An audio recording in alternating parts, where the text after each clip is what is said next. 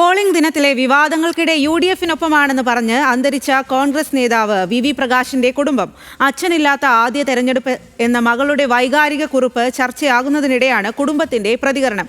UDF ഒറ്റക്കെട്ടെന്നായിരുന്നു Aryadan ഷൗക്കത്തിന്റെ പ്രതികരണം.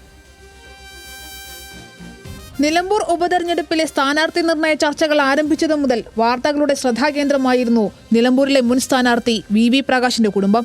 Congress UDF നേതൃത്വത്തോട് കുടുംബത്തിന് അതൃപ്തിയുണ്ടെന്ന തരത്തിലായിരുന്നു ആദ്യ വാർത്തകൾ. VV പ്രകാശിന്റെ കുടുംബാംഗത്തെ LDF സ്ഥാനാർത്ഥിയാക്കാൻ ശ്രമം നടത്തിയതെല്ലാം അതിന്റെ തുടർച്ച.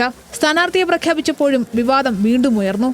ആര്യാടൻ ഷൗക്കത്ത് VV പ്രകാശിന്റെ കുടുംബത്തെ സന്ദർശിക്കാതിരുന്നതും LDF സ്ഥാനാർത്ഥി M സ്വരാജ് സന്ദർശിച്ചതും വിവാദം കൊഴുപ്പിച്ചു. ഇതിന് ആക്കം കൂട്ടുന്നതായിരുന്നു പോളിംഗ് ദിനമായ ഇന്ന് VV പ്രകാശിന്റെ മകൾ നന്ദനയിട്ട ഫേസ്ബുക്ക് പോസ്റ്റ്. അച്ഛനില്ലാത്ത ആദ്യ തെരഞ്ഞെടുപ്പാണെന്നും അച്ഛനെ ഓർമ്മ വരുന്നുവെന്നുമുള്ള വൈകാരിക കുറിപ്പ് ചർച്ചയായി.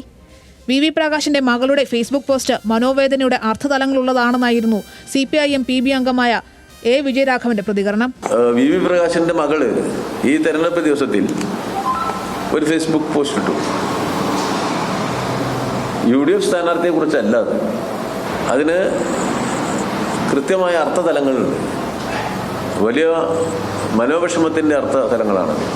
എന്നാൽ വൈകിട്ടോടെ VV പ്രകാശിന്റെ കുടുംബം എടക്കര ഗവൺമെന്റ് ഹയർ സെക്കൻഡറി സ്കൂളിലെ 72 നമ്പർ ബൂത്തിൽ വോട്ട് ചെയ്യാനെത്തി. ഭാര്യ സ്മിത മകൾ നന്ദനയ്ക്കൊപ്പമാണ് വോട്ട് ചെയ്യാനെത്തിയത്.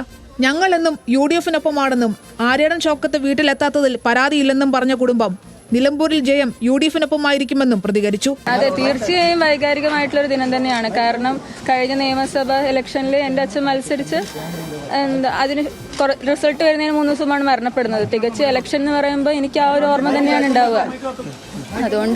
അതുകൊണ്ട് ഇട്ടുന്നേ ഉള്ളൂ. വിജയസാധ്യത തീർച്ചയായും UDF ജയിക്കണം എന്ന് തന്നെയാണല്ലോ. കാരണം ഞങ്ങളുടെ പാർട്ടി UDF ആണല്ലോ.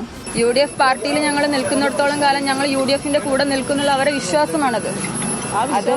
എന്നും തെളിയിച്ചിരിക്കും ഞങ്ങൾ. VV പ്രകാശിന്റെ കുടുംബത്തെ സന്ദർശിക്കാത്തത് എന്താണെന്ന ചോദ്യങ്ങളോട് ആര്യാടൻ ഷൗക്കത്ത് പ്രതികരിക്കാതെ ഒഴിഞ്ഞു മാറി.